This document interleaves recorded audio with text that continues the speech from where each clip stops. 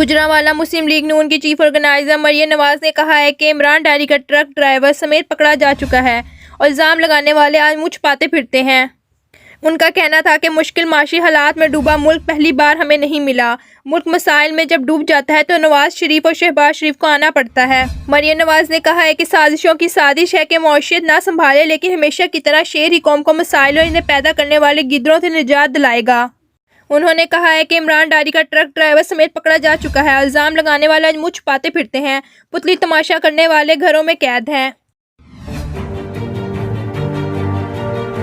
आपको बताते चले, मुल्क में हफ्तावार महंगाई की शरह 41% से भी बढ़ गई। आटा, घी, चीनी, ताज़ा दूध, बकरे का गोश्त, चावल, नमक समेत रवां हफ्ते के दौरान 32 एशिया ज़रूरियात की कीमतों में इजाफा हो गया। अदारे शुमारियत के मुताबिक हफ्तावार महंगाई की शरह में मामूली कमी हुई, जिसमें महंगाई की शरह 0.30% कमी हुई, जिसके एक हफ्ते में 32 एशिया ज़रूरियात की कीमतों में इजाफा हुआ।